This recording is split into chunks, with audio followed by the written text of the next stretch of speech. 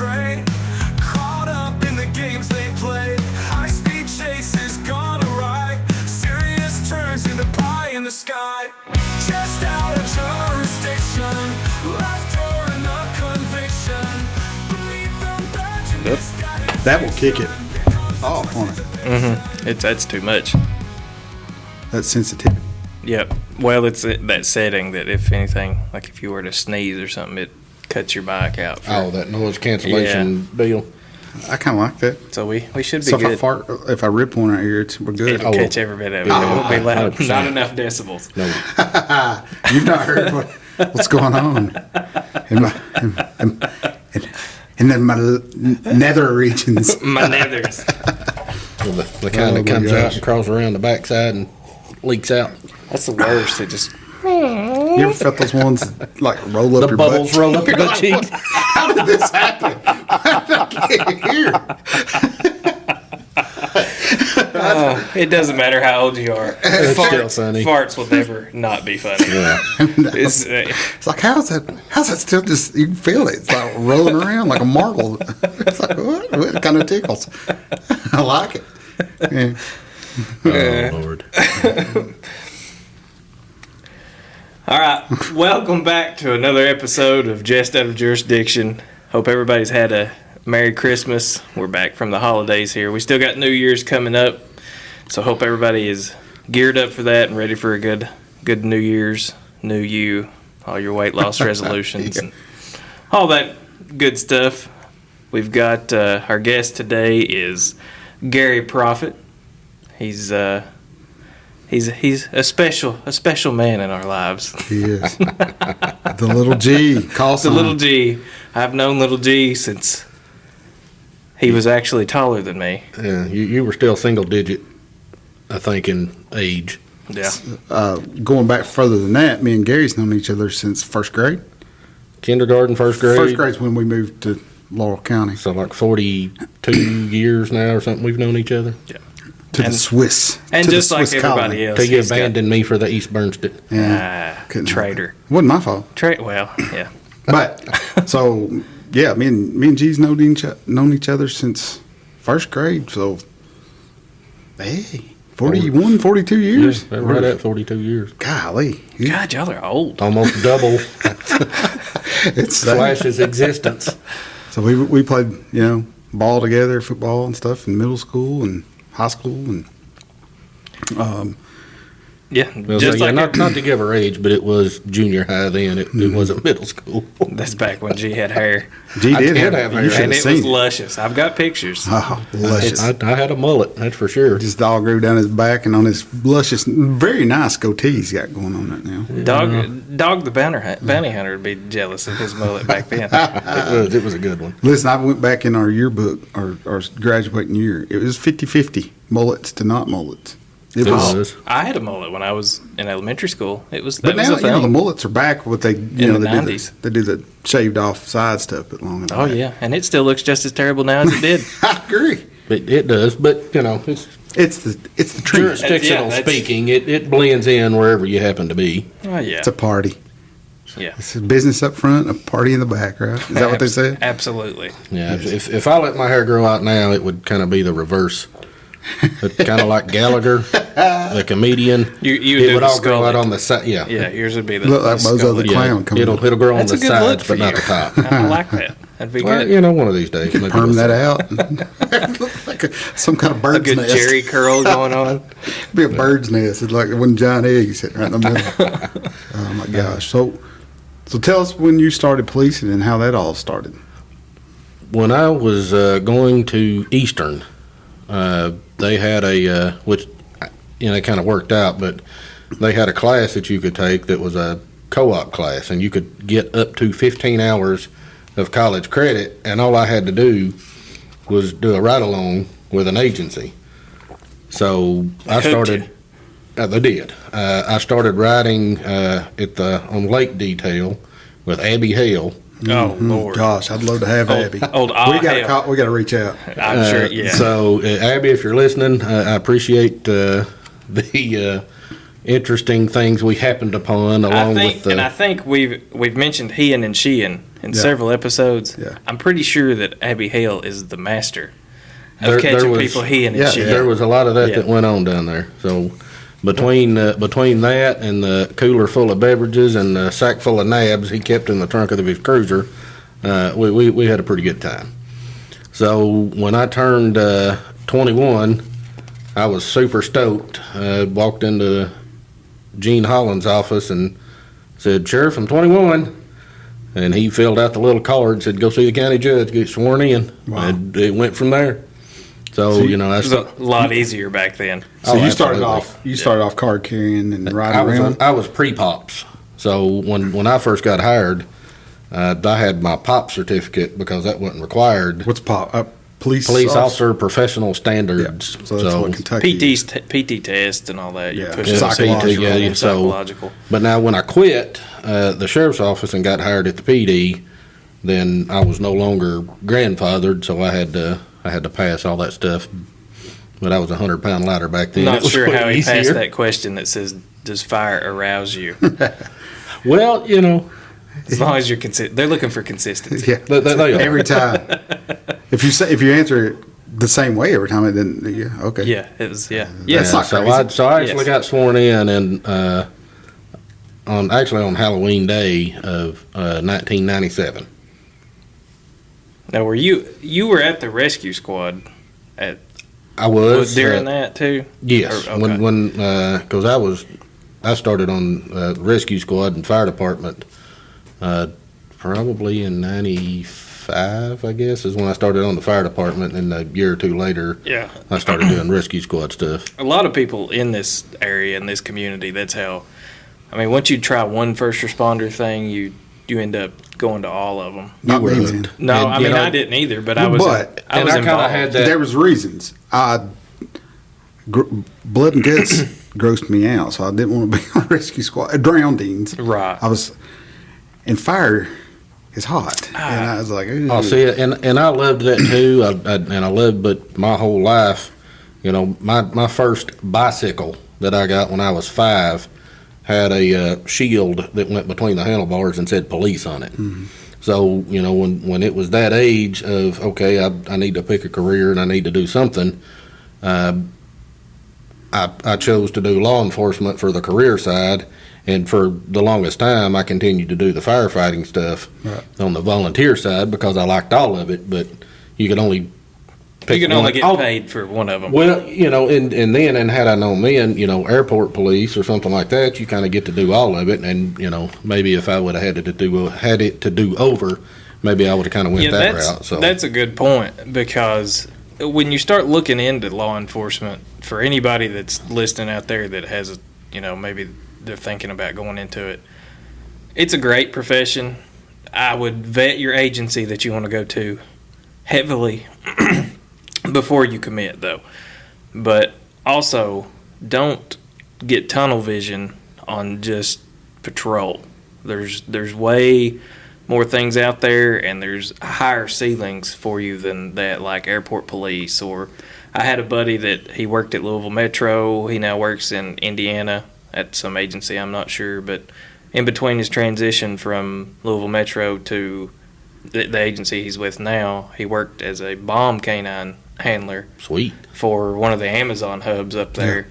It was a contract job, but he was like, that's what and he I see loved it. But I always wanted to do bomb technician stuff, and I just really wanted to wear one of them T-shirts that says "I'm a bomb technician. If you see me running, try to keep up." yeah. yeah, absolutely. Yeah, when you see the bomb guy go pale, it's time You to gotta run. go. Yeah, I always, when I was in the Marines, I was in the engineer battalion, and we had an EOD assigned to our, they lived over the hill like trolls. I mean, they were they were something, and I was like, man, how do y'all operate with just those 2 fingers that's left on your hands? One No thumb, kidding. them stitched on top. But I mean, what a Yeah. tough thing, especially when the war started. I was in the Marines before, 9/11 happened, but their training and the things they were doing down there, they were proficient now. and if you've Oh, seen that, absolutely. if you've seen that movie, The Hurt Locker, Oh, from gosh, what I've what a heard, great- it's a great movie, but it's absolutely as Very inaccurate. Inaccurate as you can get Yeah. as far as some of what those EOD guys Right. say. They wouldn't do some of the. Nah, No. they've got other things they can do from a distance than Yeah. walk up on all that stuff. But hey, they was making a movie. But- I liked the movie though. It was a good movie. Oh, absolutely. Let's get back to your rescue Yeah. squad stuff, because there's a story that I heard about, and I want you to tell it. Oh no. How do you feel about Swiftwater Rescue? Well, it depends. So, I guess you have to understand the fact that I have never been formally taught how to swim. So it's my swimming is, if I get knocked off a boat, I can stay afloat long enough for the boat to turn You're around and doggy come back and paddling get enough me. to. So Eric Stallard had actually talked me into doing diving, and diving for the rescue squad, which is not fun diving because you're looking For bodies. bodies when you do that. But so when you become a diver, part of the certification for basic open water diving is you have to tread water for 10 minutes and swim 200 yards. I don't do that.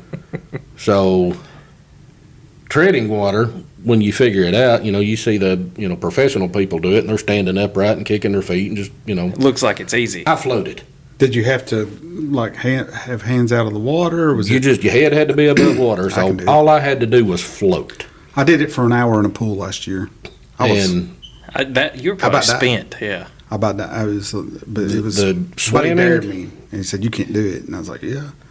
I tried to do the best breaststroke I could do for about 10 yards, but I pretty much doggy paddled for the other 190 yards. It was awful, but I got through it. I'm like, strap an air tank to my hind end. I can Let's breathe go, underwater. We're okay. We're good. So, but anyway, so we decided we were going to do swift water training. And what they wanted you to do was swim across to the other side. Now, I don't know if anybody's ever been at the bottom of Laurel Lake Dam at the spillway, but when that water comes out, it's like 40 degrees, and it's moving. So you had to swim sideways across the lake. I made it, and may he rest in soul, about 5 foot from Jason Van Hook, who had swam across first to take the rope apart. And I made it about 5 foot from him, and I'm like, nope, I'm out. Straight So, down the river. Straight down the river I went. And, they tried to teach you to roll over in a seated position. And, and I was doing okay, but I had swallowed about 90 gallons of water at that point. They were trying to throw rescue ropes to me, but I missed every one of them. It's going too fast. I was humming. So, needless to say, the instructor who was trying to teach us jumped in, and it's like a jet with the wind pushing you. He was swimming with the current pushing him, and he swam down, and we got out, and I laid over on the bank, and I'm like, y'all go ahead. I'll throw a rope to you, but my happy butt probably don't need to be in fast moving cold water, because it does not work out for me.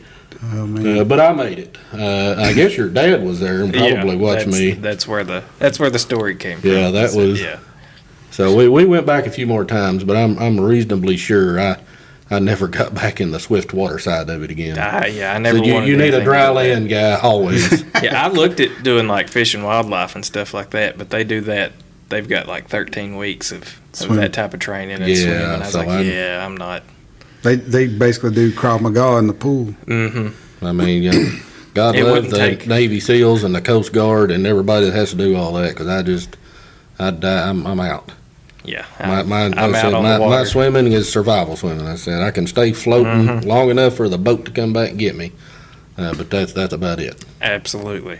One time when I was in the Marines, well, I was in boot camp, and everybody's got to do swim qual in the Marines. And they pushed it, you got up on the 10 meter, I think it's 10 meter platform. Oh, the big high one. And they give you a pack, and that pack's waterlogged, it's a rucksack, basically, Alice pack. And you're in full gear with a rubber rifle, and they're like, jump. You hit the bottom of like 15 feet. Yeah, I was gonna say you straight to the bottom like a rock. You know, if you're calm, you can pop out like right at the, you know, just kind of swim underwater right at the ladder. But I saw so many people panic, and You got a drop pack and all that under there? Is that what? No, you swim with it. You keep it. You got to keep it Yeah, on. you got to learn how to use it, roll over, swim with that pack on. It is. That would be tough. So I was dumb. That basically qualified you. However, they were like, keep going to the next phase. So I got my basically a lifeguard training, but it's the SQ1. So I never had to take swim tests again. But on the, like, you had to pull somebody fully across the pool, which was probably 25 meter. And I went second, which was a mistake. The guy held me under the water for just about the whole time over. And I was like, you know, you about drowned me. Then you switch immediately. I was like, I've never been more tired than having to pull that guy across that pool. Toughest training I ever did, it was in water. Yeah, water intimidates me as far as, yeah. It's crazy. It's scary. If you're not ready for it, it will. Absolutely. It will get you. So, what else we got? How many? So, Gary and I, gosh, we came in. You started then, but when did you come to, you know, when did we start? You switched over to the I switched over to the PD in March of 2000 when I got hired. Okay. And I guess you were just a couple years after that. I got hired in 2002. Yeah. Went to the academy. And then, so we worked a lot of shifts together. I think you might have, what shift were you mostly on at the beginning? Night shift, right? Night shift was probably the biggest portion of the 20 years I had there. And you came out of the detective's office and came back to night shift. Back to night shift. When was that? Was that 2018? Right around 17, 18. That's what I thought, my last 3 years was... You came to us pretty quick. I did. After... Yeah, we worked... He had hair up until that point. A little bit. Okay. Until you came with you and Patrick. He can probably tell you how many times while we were working he was the cause of me dropping my head and just shaking it. Well, it's fun. It was. Gary and I worked a lot of night shift together. From the beginning, when I came out of the academy, he was on night shift, him and Goob, and yeah, there was a bunch. And I came on and as a training under somebody, and then wrote, got to know these guys. One of the funniest things ever. I believe I was still in the academy and you was out, and I was like, hey, I called. I don't know if I called you or called the police department. I was like, hey, can you at least, my wife's has, she's hearing noises around the house. I can't get there. I'm in Richmond. So I think they went and checked, and, it's after that. Yeah. After that, we did him dirty. Yeah. Well, Lisa and I were, we were trying to have kids, a child, and, there was countdowns of, yeah, that's about right. Fuck. Yeah, I was like, oh my gosh.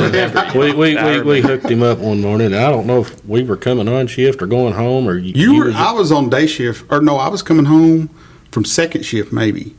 I was rotated all over and worked, and I think I was pulling in my house. We set it up where we went over there and pulled in his driveway, and as soon as he rounded the corner off of Whitley Street onto his street, we pulled out of the driveway and went the other way.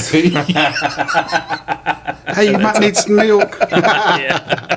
Thanks, guys. Yeah, just by the way, he's like, if your kid comes out looking like G, don't worry about it. Yeah, we used to play tricks like that all the time.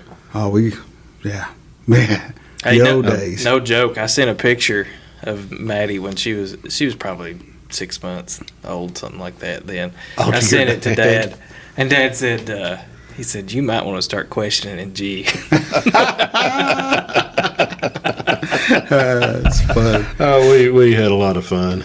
Gary and I spent a lot of time on night shift together. The most fun policing I ever had. Who did we had? We had Jesse, Spanky. Oh gosh. And who? I can't remember who else. Doug, maybe. Doug. We had TC some. We had. Doug was on that swing shift then, I think. Yeah, mostly Spanky. Doug Yeah, he would be out for a little while, but our night shift was fun. We had a hoot. We Of course, in the wintertime, night shift, if you had a complaint, it was a busy night. And I'm just talking about one. So especially in the wintertime, it slowed way down. So we would we'd sometimes watch a movie. You have to. And we Training made the mistake one night of watching Paranormal. Oh gosh, I forgot about that. Excellent movie. Well, it was, and I had a partner for the rest of the night because Travis couldn't be by himself. So You can't. I mean, that we've would freak covered me this. out. You can't fight ghosts. You just No. can't. no, and you just tell you, of all the haunted places, that seems like there's one place I always had to check the alarm by myself because nobody else would go. Where? On top of the hill, Well, the Star Robbins. Nobody would gosh. check that alarm but me. well, if you had what happened, you would never. And I'm going to wait. I'm going to save that story for Derek House and Josh Gaylor. Were they up there with you? I can't remember. Josh and I had some experience. I remember one time I got up there and I was like, Josh, what are you doing here by yourself? He's like, what are you talking about? He's like, it's haunted up here. His jaw about hit the ground. Oh, yeah, I forgot. It was funny. So we've had, and me and Derek up there, it's one of the funniest, scariest things I've ever been a part of. So I'm going to hold off on that with Derek. Because me and Derek, for whatever reason, and I'm scared of ghosts, obviously, apparently, because, Gary had to clean out a seed every night. I'll tell you what.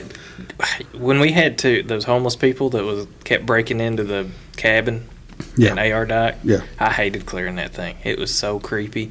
You had to drive all the way back through the cemetery, and then here's the cabin in the woods, looking cabin, and then it had an upstairs that you couldn't see. It's almost like going up into an attic, like a loft.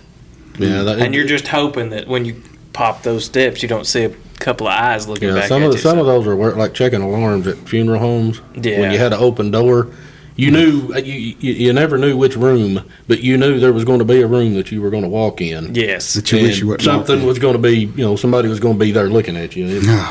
It's kind of weird. True. Some scary. Ugh, Yeah. I hate it. What a. Now, we've had we've talked about a lot of animals so far on some of these episodes, and having to dispatch animals, and that was a common occurrence, is deer and all that. And, I guess we tried as much as we could to get somebody to come and catch it. Oh yeah. So we didn't have to do that, but we had one, and they still won't let me live this down.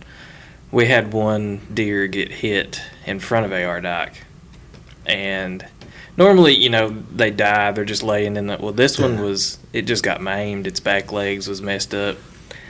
G's shaking his head right now, laughing about it already. And it was crawling like through the ditch and like bellowing that doe bleat or whatever. So it's 4:30 in the morning, 5 o'clock. All the old timers have started gathering at Hardee's because we were right there between because we ended up having an and audience. Yeah, but so I was like, well, I'll get my rifle out. And G shows up at that time, and he's like, what are you going to do? I was like, well, I'm just going to shoot it in the head and be done with it. Well, I don't know if you've ever shot a deer in the head. They've got a very small brain. So I hit it once, and it flopped. And then it came back up. So I was like, well, I'll hit it again. And then its jaw's hanging off. Oh my gosh. And then G's like, kill it. So I'm just begging you, just kill it, please. So what do I Kill it do? or kill I give me. it the old Mozambique. Oh no. And it still didn't kill it. G had to finally walk up to it and shoot at the top of the head with a pistol. But all those old timers at Hardee's were out looking at it. It sounded like Fallujah. I'm like, I've got to go get into the closet and get another case of ammo for flash. I just felt so bad. I'm like, just please. And I was like, I know I'm hitting this deer. It would not die. Well, we've seen your shooting at rabid groundhogs. I don't think I ever fired a shot on that one. So that was all Pat. I don't think you were there for that one. I think that was Roby and Troy. But we had a calf over behind the health department. And Huggy. it might have been Huggy. I can't. It was no, this Huggy. was me. So we had it hemmed up in a corner, and we was trying to get somebody to come and get it. You know, it was a fence row on both sides of it, and we were out in the middle, so we kind of had it hemmed in. Well, this calf, and at the time, me and the calf was roughly about the same size. Oh yeah. So I remember this. this calf takes off running up the fence line to escape, and I don't know what I was thinking, but I just took off running. And we were gonna hit. I'm not sure what was gonna happen had I hit this cow. But he was about to find out. But I was about to find out. And just at the last minute, I guess this poor little calf got just an extra little burst of speed, and I missed it. But to this day, I wonder what would have happened had I shoulder tackled that calf. Oh. So we were both probably going to be injured out of it. I think you'd have won. But now something was going to happen. That Yeah. cow, it would have laid you out So and that's ran into the end zone and did like a dance. Yeah, I Spiked his wish we would have had that got on trucked. camera. Oh, my that would have been gosh. great. There's a lot of stuff I wish we had on camera, but it's probably a good thing we don't. Well, that's true. I'd like to see. I've seen the pictures of the goat being caught midair, things like that. It's funny. Yeah, we had good times. And we say all this, it sounds like we've killed every animal. No, that's not true, because the goat that got loose up in one of the subdivisions, Yeah, back And behind the donut shop. Yeah. I got there, and this goat would almost come up to you, and it had a pink It was collar a pet. on. Yeah, it was Had a somebody's pink pet. collar on it, and I just put a leash on it. I had a leash, or somebody brought me one. I put it in the back of my cruiser and took it home with me, and then put it out on Facebook. But there's pictures of that, me leading that goat on That made it to one of the Christmas parties. Yeah, it was. Returned that goat, but that was a great. We talk about having to dispatch these animals, and you would sometimes if there was no other options. Yeah, And we did. We tried. We sound like and quite often, we were able to get somebody to come and yeah. and get it, and most of the time nobody would, especially if it was a cow that got loose, nobody ever really claimed it. So if you got somebody to come and get it, they just ended up with an extra cow. Right. Absolutely. What? Let's go back to our night shift days. Back in the days, me and Gary would ride together a lot. One, I was afraid of ghosts, or we'd listen to something scared me. But we just had a great time together. We did, and of course, back then, I guess, we sometimes when there wasn't a whole lot going on, we would get bored. And I don't remember who was working with us that night. It might have been Spanky, but I called Travis on the phone. I was like, "Hey, you want something from Subway?" He's like, "Where are you at?" I said, "Subway down here at Pilot, North Corbin." It was Doug. It was Doug. Yeah. I'll tell you why. Hey, because Travis was like, "Dude, I'm in East Bernstein. Who's in the city?" No. I don't know. Yeah. I had followed a car, and so Doug was working, and he was notorious to end up towards Rockcastle County. I think he was at the 49 or something. He was north. I had followed a car and went down to missed my turn at the scales. Then got ADD, of course, and Yes. I ended up at the 25 turning around when you called. And Gary's like, I was like, oh my gosh, way in Whitley County. You're in Corbin or Lily. I don't know where you were. And then Doug, I was like, oh my gosh, who is living in the city? Who's covering that? Yeah, like nobody. Nobody, because Doug was north. Yeah. He can't help it. He's heading towards Pongo. Yeah, he tried to. Oh man, night shift was just so much fun. It was. Yeah. Yeah. We We talk had about it a fun. lot on Yeah. here, but it was just Well, fun. I mean, my entire career, as short-lived as it was night shift, and I preferred it. my wife would always say, "When are you going to go to Days?" And my response was always, "Never." Yeah, not if I can keep from it. I slept better when I was on Days. Yeah, the schedule was better on Days, Well, it but takes a while. The but the lifestyle, job, the environment, Yeah. everything was just. the camaraderie, all that's better on night shift. And I always used to tell my bunch, we'd try to figure out something going on. We'd try to figure out what to do, and I'm like, listen, we'll make our decision, and tonight we're right. Yeah. Now I may get a call from the chief in the morning telling me how wrong I was. Yeah, and But tonight we're Gosh, me and Gary'd walk out of the PD, or we'd ride around with our heads out the window sniffing out meth labs. We'd end up in some kind of weird stuff all the time. If foot patrols together, like me and right. Doug and Absolutely. him, we had a ball. One of the best times And ever. Gary was good as a supervisor at keeping you from stepping on your own meat. Well, I tried. Because I remember one night, and it's a good thing now. I mean, I was aggravated about it at the time, but we was both young officers, me and Bobby, and there's a turd that we had to deal with all the time, and he would always run from us.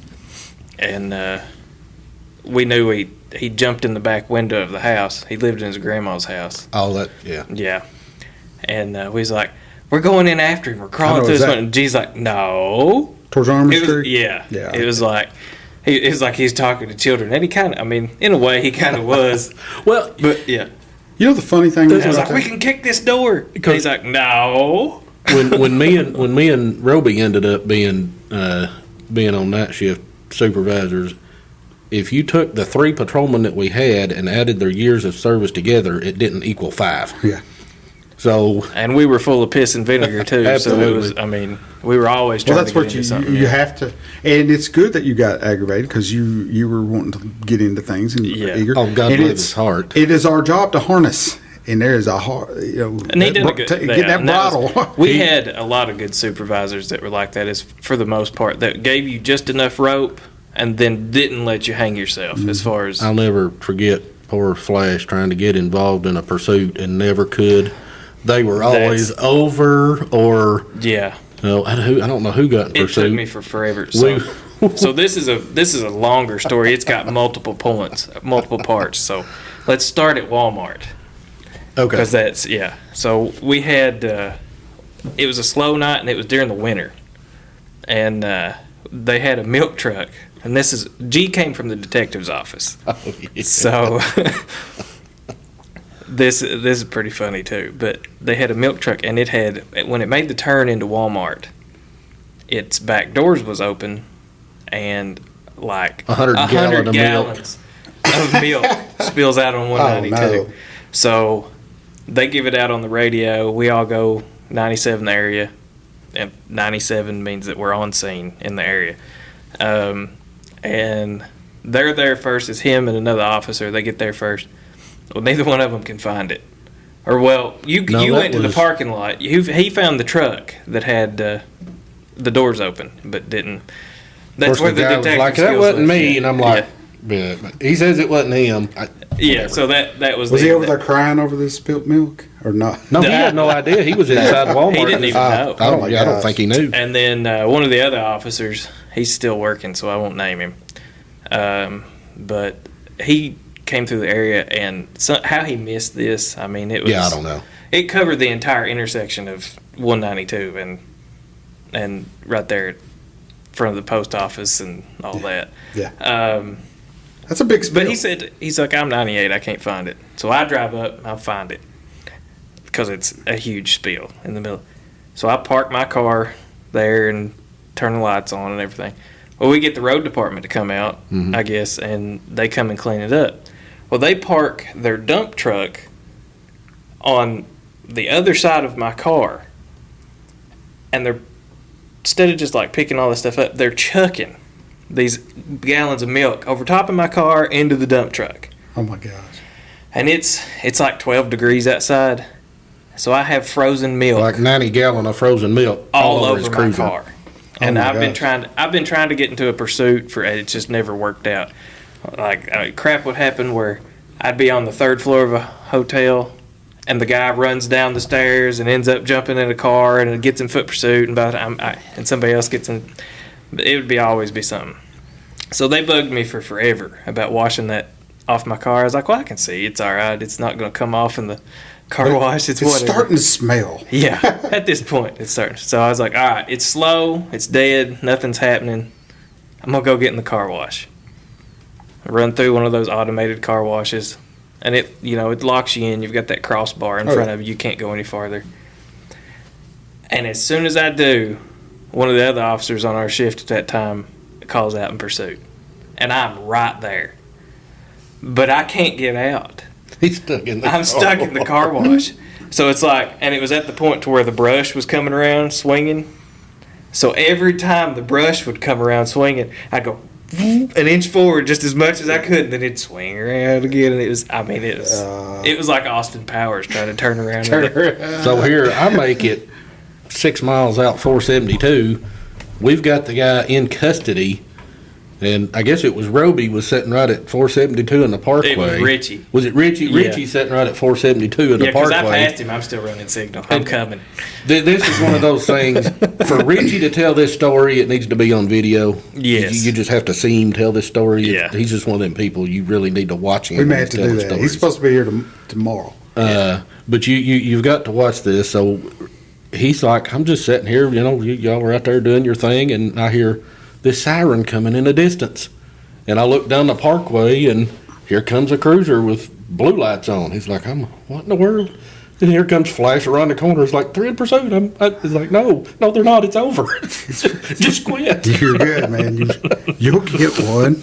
Maybe. Roby gets in pursuit on the interstate going south, and Flash is on like That was the one. fourth floor of the That was the hotel. one where I was like, he's up on the third floor is where they said he's at. I said, I'll go up. You all stay on the bottom. So if he runs down, you grab him.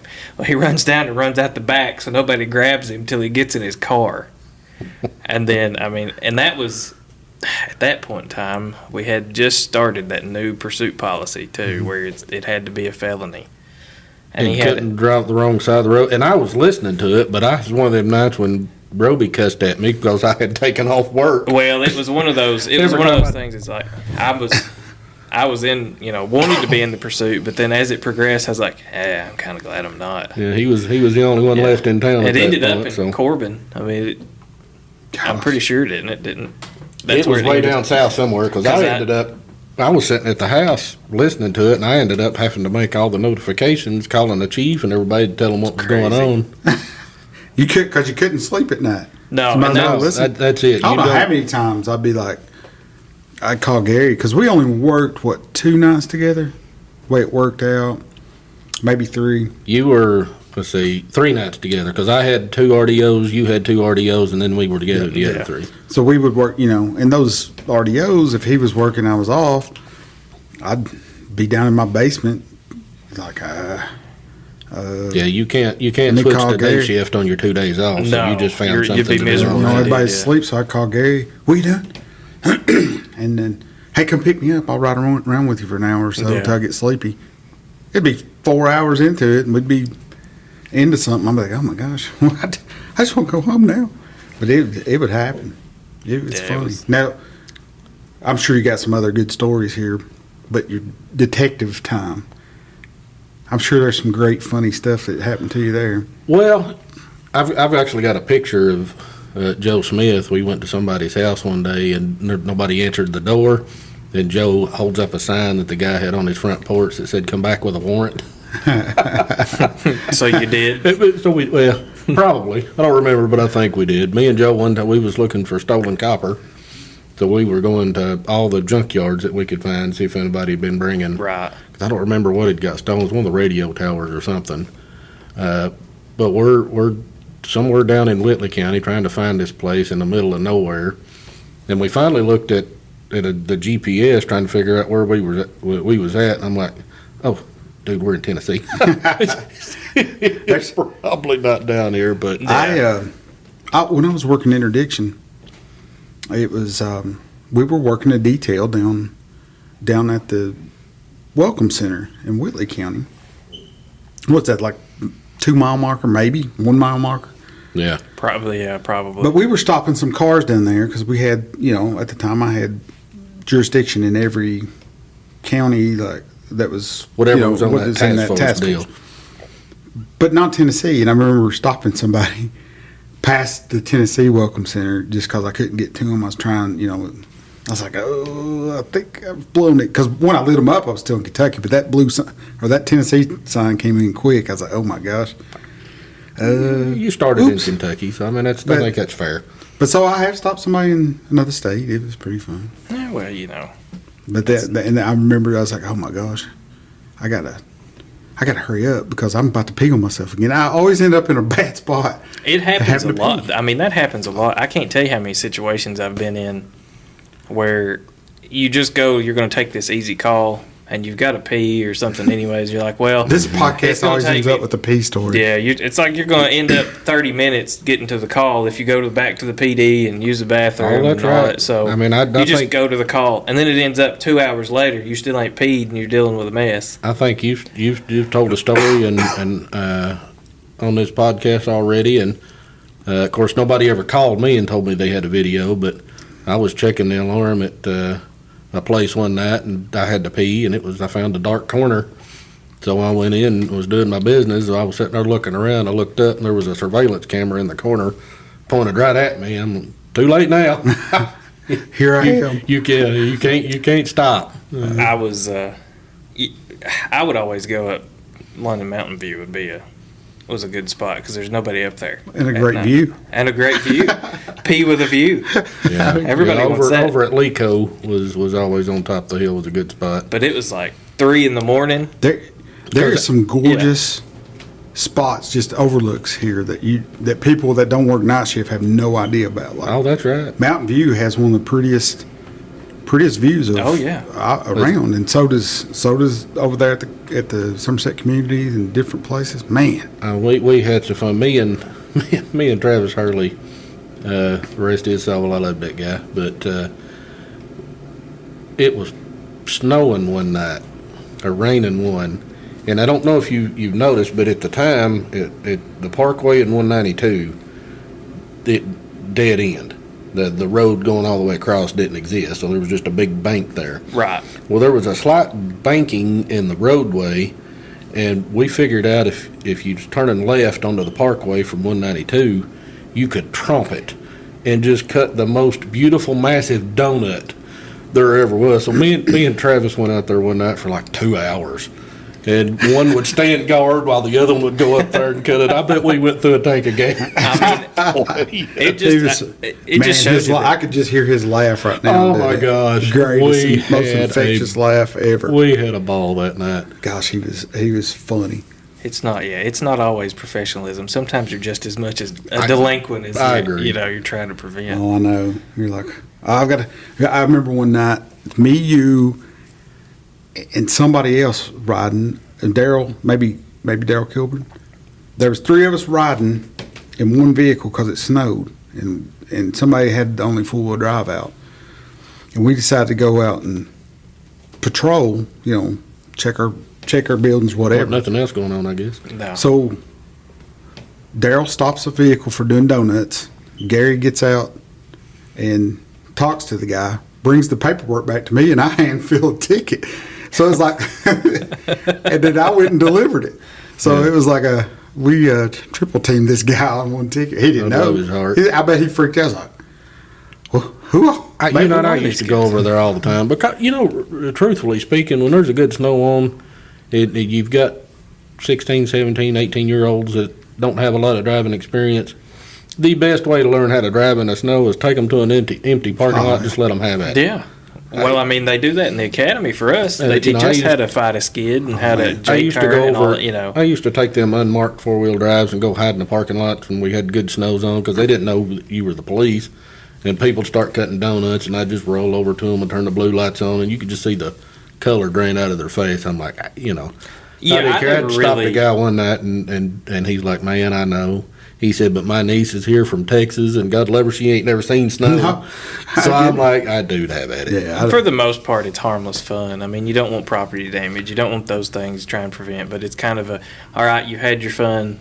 I'm here. Yeah. Get out of here, Just so go on.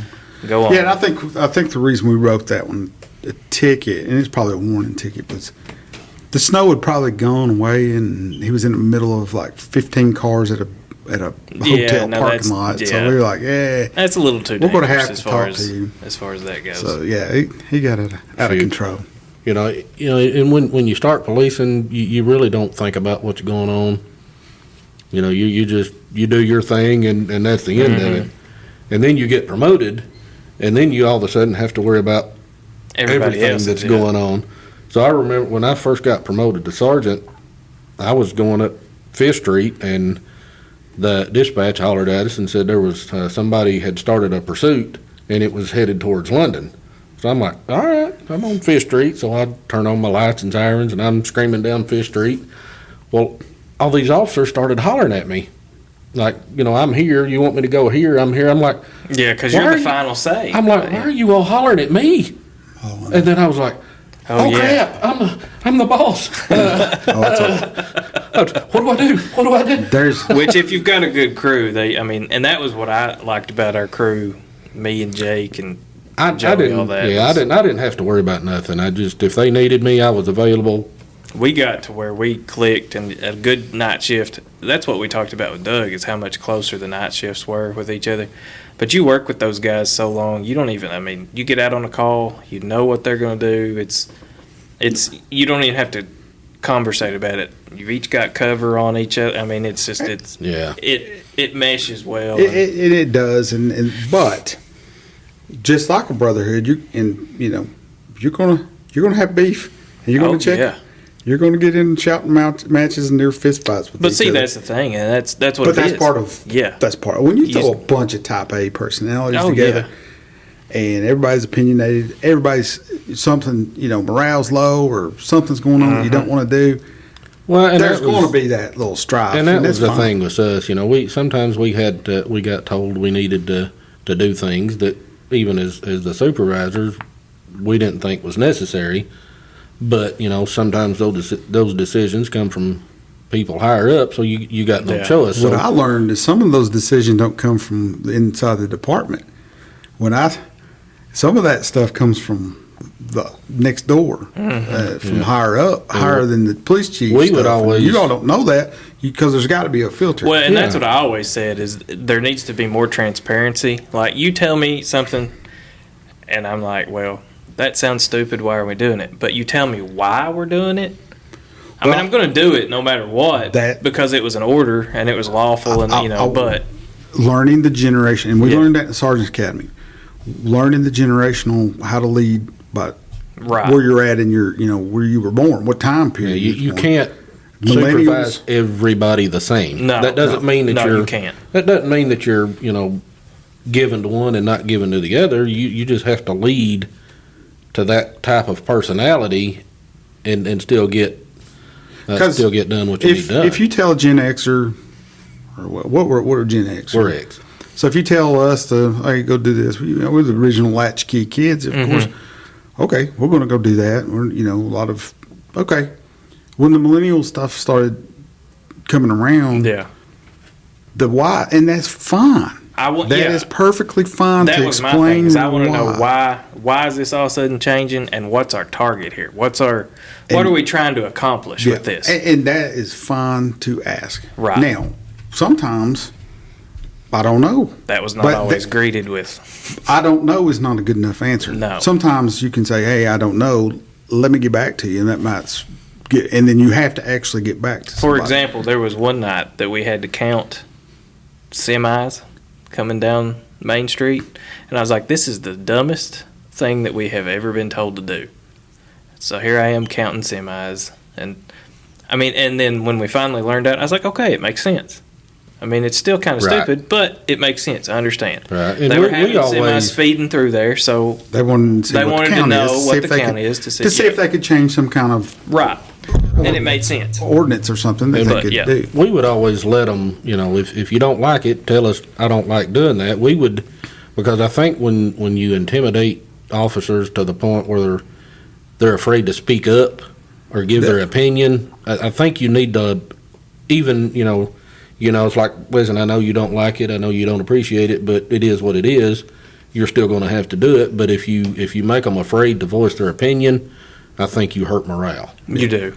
Morale is a top-down It is problem. and I would say that Or solution. Yeah, I would say that administration is one of your biggest faults in a lot of agencies right now, is because, and I understand once you get collar brass and those stripes, things change. You've got different obligations, different things you've got to do. But the goal is not to forget where you come from. Exactly. And remember, I don't understand something that's going on here. And it's just like every private in the Army or the Marines thinks they're a general. Right. There's a reason there, because they can't sometimes see past, what's surrounding them and where they're at.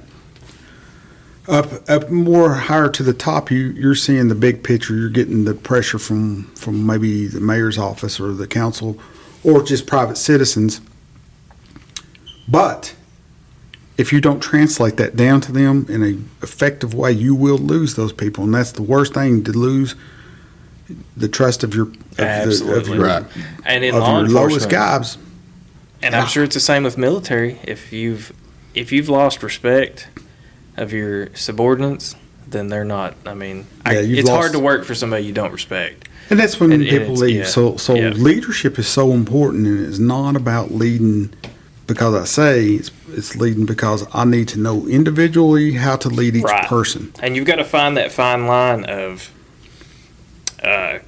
criticism and correction that breeds confidence rather than creating hesitation. Because you get an officer out there he's like, well, should I do this or not? And then you get people that end up calling, asking for permission to do everything.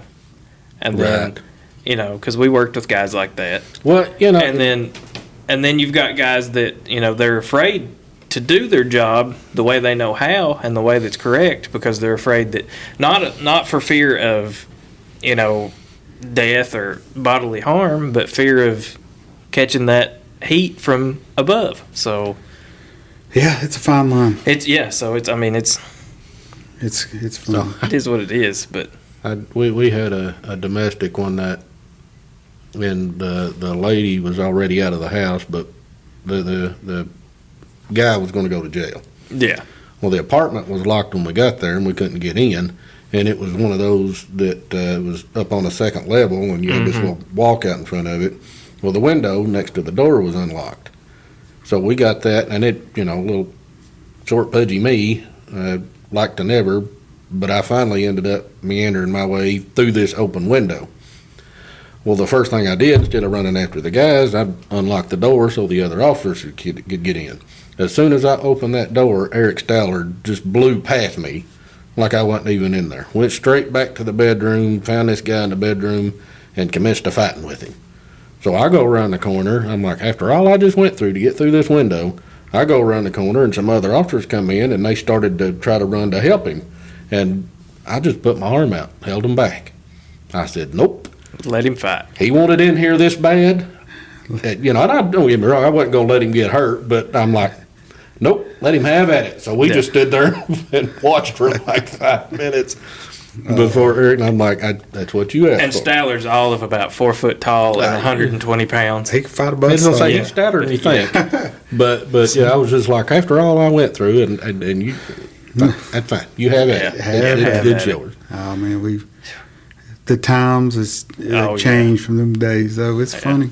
Funny stuff. And we used to deal with. I won't talk about her because she's passed away. But if you've never fought a naked, red-headed, mentally challenged female, you've not lived. But Things change when the clothes come off on any call. I have. I made her so mad one night. She. Of course, we would have to deal with her until she'd get evicted, and then she'd move to an apartment out in the county, and the sheriff's office would have to deal with her until she got evicted out there, and then she would end up back in the city.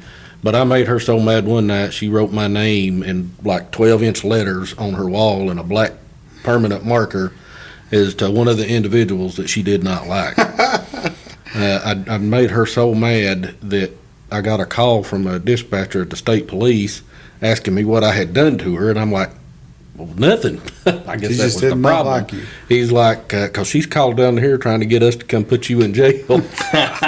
Ain't nothing like getting the police called Oh on you. yeah. Oh, G man. G has a habit of running into naked women on. I do. It's weird. I guess it's about like you finding finding all the toys. Sex toys. I don't know what it was with. I mean, there was. If I searched a car, I would find 2 or 3 of them. It didn't matter. I mean, Oh, how many times I've drove by it him didn't on matter it. whose car. I could search your car and probably find 5 of them. And you would never have them. I'd come by. You just sitting outside the store down here? Yeah, I was. Yeah. That's hilarious. The old Purple Palace. Yeah. I'd come by. I don't know how many times you could go by him on a traffic stop, and there would just be some sex toy suction cup to the side of the vehicle because he had found it. I'm like, I bet. Yeah, I'll tell that story because Bobby wanted me to, and I'll refer to him as Bobby. So if you know, you know. But he's still working, doing his thing. But we is a regular turd that we dealt with over and over again. He was dope head, dope dealer. And we got him pulled over and was searching the vehicle and everything and found this. I mean, it was like as big as my arm. A prosthetic, if you will. And had a suction cup on the base of it. So we really didn't have anything on him that time for anything other than, his ticket, seatbelt ticket, all this, what we stopped him for in the beginning. And then, but he wanted so bad out of that ticket. And we was like, listen, we'll cut your break. And I said, but here's the deal. Before you leave, you've got to suction cup that thing to the hood of your car, like a hood ornament. And we're like, he'll never do that. Well, he called our bluff on it. He stuck it right to the hood, drove off of it like a rhinoceros. That is. But it gets worse. So you know how when you start talking to these druggies and junkies and stuff like that, they'll tell you a life story and tell you all kinds of stuff. So that was a replica, not of his, but his cousin's. So Don't know. why? I guess he was using it for Little League T-ball or something. I don't know. It was Why? of course, being a supervisor, I guess you don't always have to get involved, especially if you've got a good crew, like I, tended to have. So, not like, Travis, who was notorious for going through many cans of OC spray. What? Uh, Me? I hated that stuff. I'd rather. But I guess mine hadn't been used in so long. There might have been a little dust gather up around the nozzle. So we'd went down to the hangar, a restaurant down by the airport at the time, because we used to go down there every weekend because of drunks and fights and whatnot.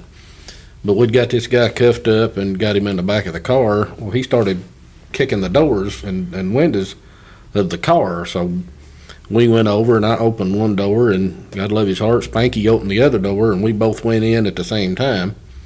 Well, I went to pepper spray him. Well, I guess that big dirt ball broke loose when I hit the trigger, and me and Spanky were both within a foot from him. So that big dirt ball come out and hit that dude right between the eyes and splattered, and I ended up pepper spraying me, him, Spanky. Well, and that's the thing with OC. It doesn't matter. Nobody wins when you OC somebody, because especially if you have to go hands-on afterwards, everybody's getting a dose.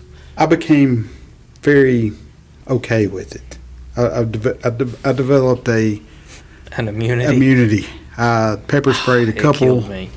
I mean, it bothered me. Don't get me wrong. When I was in the academy and they sprayed us, we did some kind of night driving that evening, and it snowed. So we was doing skid stuff on the track at night, or nighttime driving qualifications after we pepper sprayed. And it wouldn't, this is back when they cotton balled it and cover your dominant eye. If you've never, you don't realize that you can absorb a massive amount of OC spray in a cotton And ball. it reactivates. Yeah, on you. I mean, at any time. It didn't matter if you sweated a little bit, if the wind hit you right.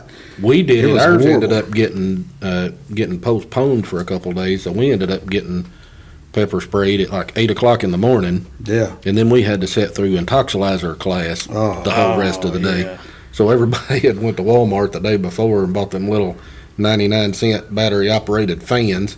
Yeah, And there was a every lot time- of that. Every time the instructor would say, all right, because every hour you'd take a break, it's like, all right, we're going to take a break. All you could hear through the classroom was those little fans starting up. So we got hit with it, and then we had a break, and then that was the day that we had. So we got OC'd in the morning, and went through our course with that, and then we had a break, and then had PTDT. All that sweat. So we sweat. had CrossFit that there at the end, and it all reactivated. Gosh. But we learned as bad as you think that pouring Dawn dishwashing liquid into your eyeball would feel.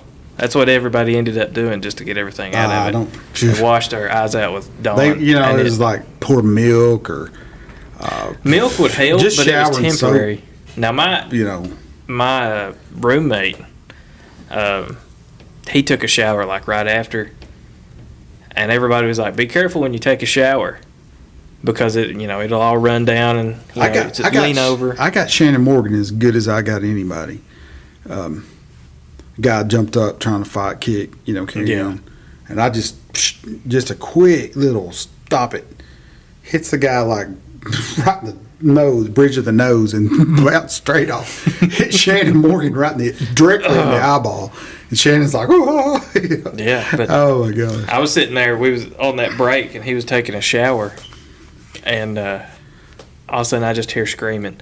He hadn't leaned into the shower head, and he let it all ran down. Nether yeah, region. it got down to his nethers.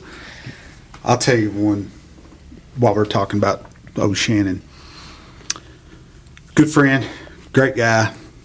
He's still in law enforcement in a different capacity. I work with his wife now at a school with Ashley, and I found out the other day. I thought she got mad at me one time, and she was legit mad. You remember when the college kids would come out and ride with us, and they, female, male, whatever. She was extremely pregnant, and we've all had pregnant wives, and they're Right. and she apparently I'd put one of these college girls with Shannon. Just his turn, and I didn't know she was mad about that. I had zero idea that she was upset about that.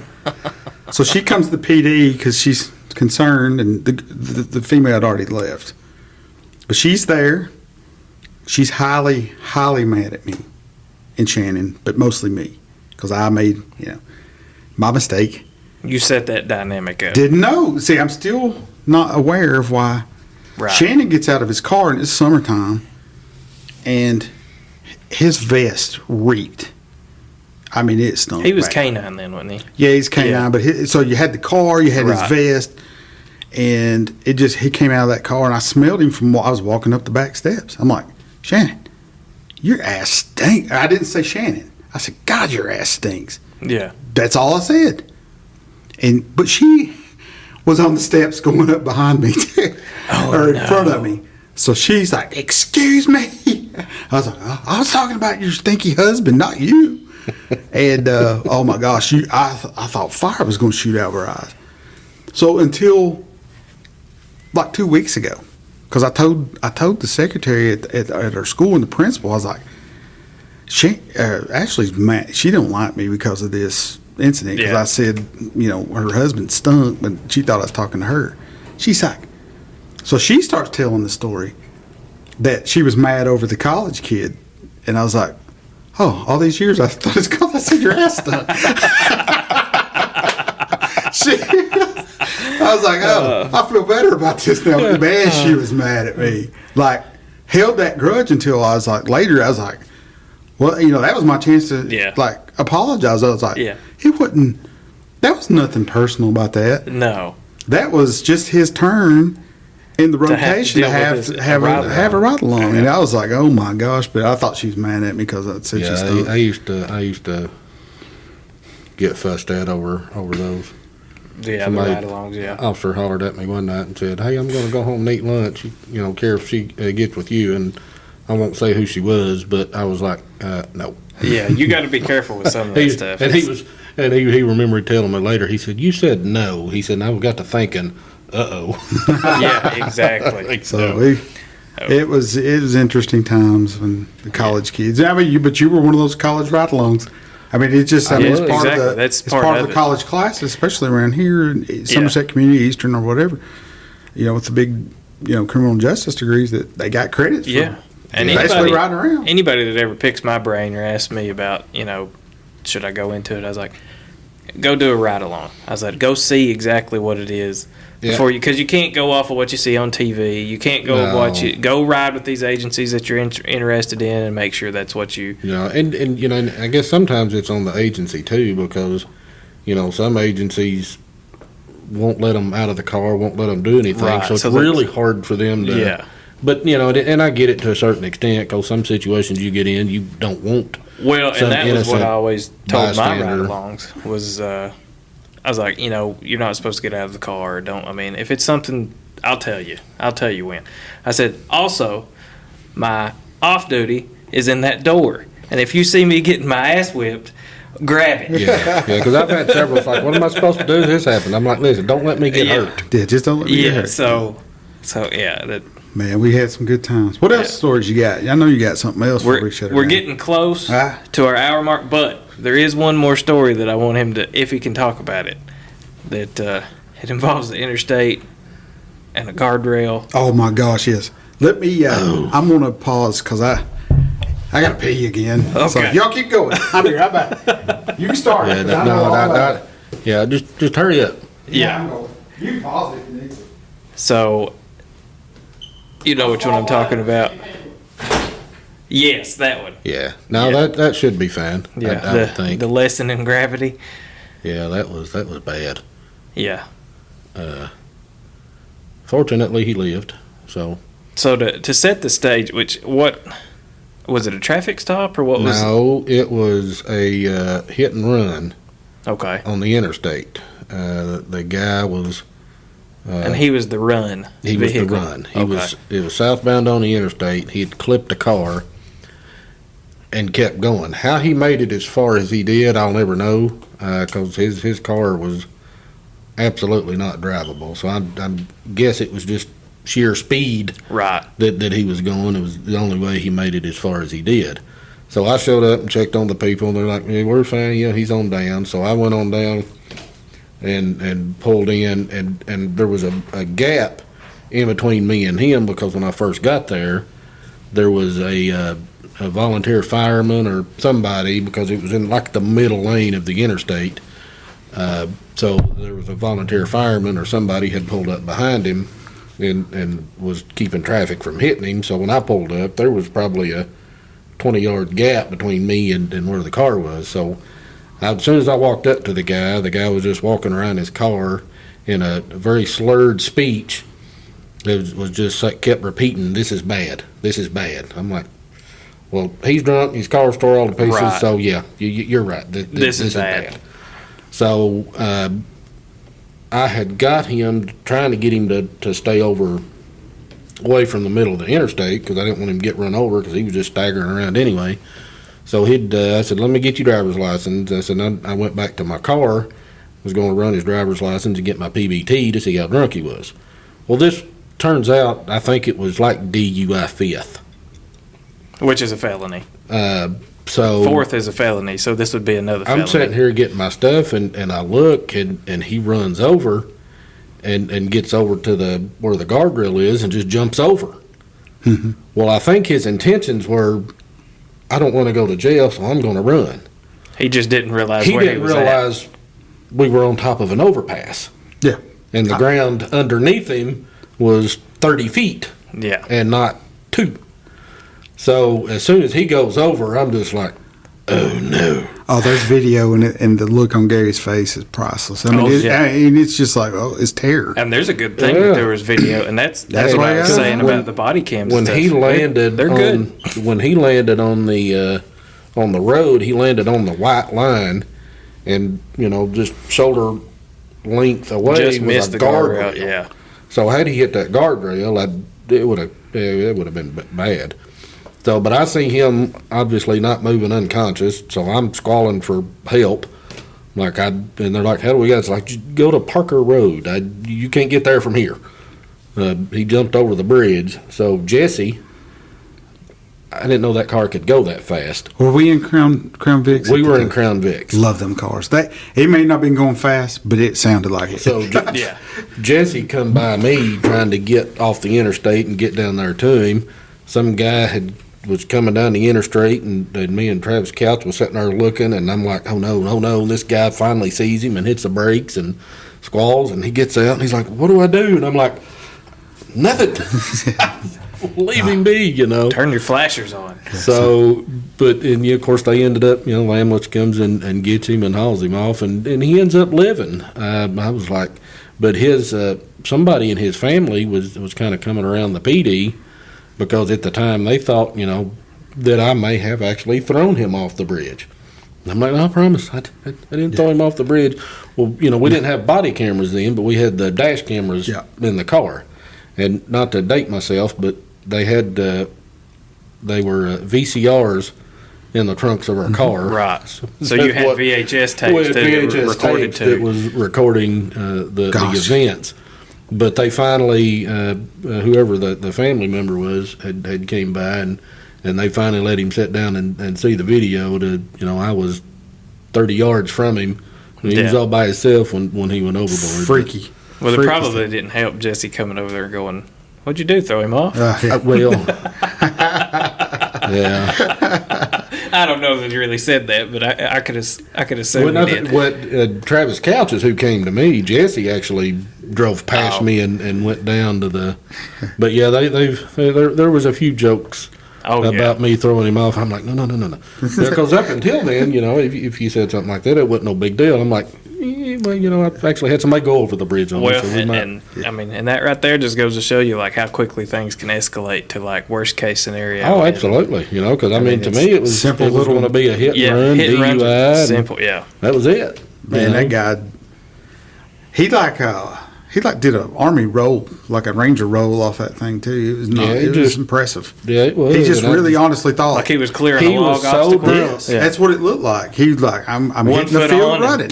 Yeah, it was he was just too drunk to realize we were on an overpass and there wasn't dirt underneath the.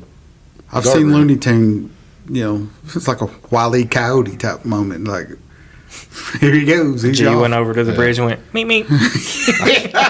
Yeah, pretty much gone. I was like, oh my gosh, it was it's one of them deals where you're glad it's recorded for sure, and just kind of like the Willie board incident, it's better seeing it. Yeah. But in this case, it was just nice to have to clear any wrongdoing, of course. Absolutely. Yeah, those dash cameras were. Yep, and then the body handy. As much resistance as we had to them, that you just become. I hated them. I didn't want them. I hated them, but then I was like, going to say, but at the end of the day, I don't know. I never policed any different. I don't think so, because most of the time I forgot the stupid thing was even there. I know. So I did what I did. Yeah. I never had to quit. I used the same tone of voice with everybody. If I had to get loud with somebody, I did. If I had to fly blow them real bad, and give them a little language. The only time that you ever had any issue with them is when we talked about this before, is if you accidental activations, or you left it on accident, or it caught a side conversation that was, dark humor and all that. Yeah, that's hard to explain. And you got, and that's you should be mindful of what you say. Cops deal with things different. All first responders do. It's just a part of compartmentalizing at that time. You got to be able to deal with it. What else? You got another good one? I know you got. That's the only ones that I had on tap for. Yeah, and I was going to say, because we always used to tease that we needed to write down stories, and then just come out with volumes and volumes of books. Oh, that's what I said. I wanted to write a poop book. That every story was exactly one poop long. Yeah. Would have been perfect. But, the things that... We could turn this podcast into like a tabletop, a poop. Yeah, because the things that went on, sometimes I have forgotten way more than I remember. So sometimes people will start talking about something, and I'm like, Oh yeah, Oh, yeah. I remember. Well, that's what, Like they used to talk about going up to Lico to pee, and I remember when Doug Gregory found out he was a diabetic. I went up to the top. I was to the top of the hill because I was going to go pee, and his car was sitting there. Well, I pulled up next to him and rolled my window down, and I sat there for like 5 minutes, and he never would roll his window down. So I thought, well, fine, y'all hateful. Mm-hmm. So I pulled up and did my business. I got back in the car and I pulled back up and I sat there and I looked through the window for of course he was a canine, so his windows Everything were was tinted, tinted black. You couldn't see inside that car. So I finally, after another 5 minutes, I just find, well, that way. So we're in drive and I'm driving on there. I get a mile down the road and then it hits me. Doug just found out he's diabetic. Oh God, what if he's sugared out and he's laid up there passed out, and I just left him sitting there. So I finally went back, and no, I think he just God love his heart, he just dozed off. He was just asleep. Yeah. Hey, that happens, and that was on working night shift. I remember Derek would tell us, he'd be like, "Listen, if you get sleepy," he said, "come to the PD, take a nap." He said, "Don't risk it." Yeah, because I'd done that one night. Me and Goob was pulled up beside each other, and I had dozed off. And I remember waking up like 3 hours later, and I looked over at Goob. I'm like, dude, did I miss anything? He said, I don't know. I fell asleep. I mean, I've still got videos on my phone of back there in the sergeant's office of people sleeping, sitting up. And Daryl Kilburn still may pay me back one of these days. And that's another video that I wished I had. But I pulled into the back lot at like 6:30. And Daryl was That was a tough time to stay awake. That was horrible. That was the wall. There was a wall from. And Daryl was sitting in Mine his was car, 5 to 6, and he was on the phone. So I'm like, okay. So I get up and park. Then I walk around to his window to talk to him. Well, when I get over to his window, he's not on the phone anymore, and he's absolutely sound asleep. And I'm like, oh, this is too good, because his window was rolled down. So I went back, got back in my cruiser, drove around, and I put my bumper up against his driver door. And I hit that level 3 switch on that thing, and every light and siren I had came on, 3 foot from his ear. And he woke up, and thank God it was in park, because both hands gripped on the steering wheel, and he mashed the pedal to the floor. and he was just standing there in a blank stare, shaking, with the pedal to the metal. The RPMs of that cruiser wound up as tight as it would go, and he finally came to and stopped. And all you can see is him doing that on video, and then you hear the door open and my cackle. As I'm rolling out of the car, I'm laughing so That's hard awesome. at him. And because I asked him later, he said, man, I don't know why. He said, I just had a dream that I was running a red light and there was an ambulance coming through the intersection and it was about to T-bone me. I was trying to get out of its way. And he always swore he would pay me back for it, and he hasn't yet. It's coming. That don't mean it's not coming, but I laugh so hard. Man, I remember being so tired. I was on the north end of town, like checking alarms, and I was headed to the PD because I was like, I'm tired. I gotta go up here and chill out. It was like 2, 3 in the morning. I was like, I didn't sleep good that day. I remember it, and when I figured out, when I came to, I was 5 miles south of the city in Ferriston.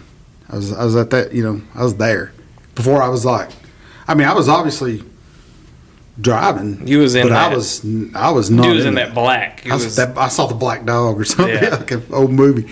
But I was like, and I woke up then. But I Yeah. remember going to the PD going, I need to wake up here. So that's a scary feeling to realize you've driven like 8 miles and never don't know where you're at. Yeah, because I was like, where am I? And believe it or not, when we switched to the 6P to 6A shifts, that helped better. me. I don't know why. I guess because when we were 11 to 7, at 6 o'clock you eat supper and then you're just sitting around the house, and by 11 o'clock you're already worn out, versus going to work at 6 and you're up and about. And of course we'd always go to Walmart at 2 o'clock in the morning and go through and grocery shop and get us all a late meal. Yeah. And then, Flash, and I'd heard you tell the introduction of where Flash comes from. And I guess Richie probably was the primary. Richie was the namer. primary one, yeah. And I'll let him tell his, because he'll tell it every time, anytime he gets a chance of. But I never did understand, because at midnight, every night, midnight-ish, we all knew it was coffee time at Speedway. And if you don't know, much about London, Speedway is a mile straight shot from the PD. We all left at the same time. And we were halfway through a cup of coffee before Flash ever got there. Speedy, buddy. I'm like, we left at the same time. I get distracted. Where I did get distracted. you go? I'd see a car and follow it. And, He went to Corbin. yeah. Oh, Lord. Knowing us, it could have went south. I mean, of course, the only time, as a supervisor, not the patrolmen generally don't, but as a supervisor, the daytime bunch doesn't care that it's 3 o'clock in the morning to you. right. They'll call you at 9, 10 o'clock in the morning, which is 3 a.m. to me. But when they wanted to know something, they wanted to know us. The only time I ever got called and actually had to get up and go somewhere was beat on his door and make him go do a report. Yeah, I don't know what their deal was on that. They were awful for that for a while. Is that if they had something like, they'd call you at 9 o'clock in the morning, you just got off at 6. Jeez. It can't wait, even though knowing that you worked at 6 p.m. that night, couldn't wait. You had to get up and go sign a paper or something. I mean, it's just something silly that could wait till but it had to be done then. Ridiculous. Yeah, there's. I We won't get remember into some that, of one of our last little thing. I was like, I get a knock or a phone call. I probably didn't answer phone when I was in school or didn't hear it. Yeah. I'm deaf. So get the knock on the door at like midnight, 1 o'clock. Hey Gary. I was like, I guess you're not here just to hang out at midnight when I'm asleep. So, nope. You gotta come in. You got something crazy going on. So, it was never good. Now So, I got a call one night when we lived in the trailer still yet, and the house. So we lived a couple of houses down from my grandmother, and then a couple of houses down from that was a house that was on fire. Oh, the Well, one G that caught calls fire. me and he said, "I think your grandma's house is on fire." And I was like, and it was late. It was like 12:30 at night, something like that. So I'm in my underwear. I mean, I'd got out. I don't think I was asleep yet, but I was just sitting there in the bed. But I just remember they're all on scene, and I would love to see what everybody's reaction was to it, because I grabbed a flashlight and my flip-flops and just took off running down the road to the... Yeah, it turns out it wasn't. Then it wasn't my grandma's Wasn't her house, so I house. just showed up, maybe all the firefighters had just seen my fat butt. was you in boxers? Yeah, it was just... Yeah, I knew it was, that she lived in there somewhere. It was funny. close. It was a house down, so... Oh my gosh! But yeah, The craziness that we've seen it's you never forget it. You never forget some of the jump scares or the Oh, scares. yeah. I've never been more afraid than riding around and listening to ghost stories. I'm not afraid of not one man. I don't think I've fought. No. I've had to fight some bigger than me. People that had his legends of like, oh man, if you go against that guy, I'm like, whatever. Yeah. But you put me in a car. You watch it go something Yeah. scary. Something unexplained is just I've different. done it. Exactly. So we've had a ball. Yeah. Me and Gary are best friends. I mean, we've grew up together, just from the same area down. Definitely consider T-Dot more of a brother than. Yeah, I think that goes for most of our guys that we had got I close agree, with. because that's the thing. You all kept up with me, but it's I don't know. It's weird. It's like when you retire. They your name gets mentioned occasionally, but you kind of get forgotten. So it's you've got a good set of friends when several years after you've retired, you still have a good, close relationship. Well, that's that with night shift crew that comes in, that's close. And I have that same thing with, of course, you guys, of course, but there's a few, me and when I worked at schools, of course, me and Hopkins stayed really, and still are very close. And I'm 10 years older, but we worked so many calls and did a lot of things together. You can't, there's always that phone call, man, what you doing? What's up? And that's the way we are too. And me and Gary not only went to school together, we go to church together. We were partners here at church doing things, and he runs the sounds and I play around on drums. Yeah, I mean, and you really know how close of friends you are when it may be weeks or months or something. But that once a month call, and the first thing you hear is, "What are you doing, douchebag?" Yeah. Or it's not, "Hey, how are you?" It's you will absolutely pick up right where you left off. Exactly. And that's the cool thing about it. I've got friends like that. Years can go by, and then it's like we picked up on the same conversation. Exactly. And that's what's so important, to keep that friendship and keep that alive. Policing's weird. We've talked about it. There's been too much. We don't have that. We eat that our thin own, blue and line then is bull. Yeah. Sometimes it is. It's not. There's a brotherhood there, but it's not like everybody says. No, it's not like the Marines. No, it's not like.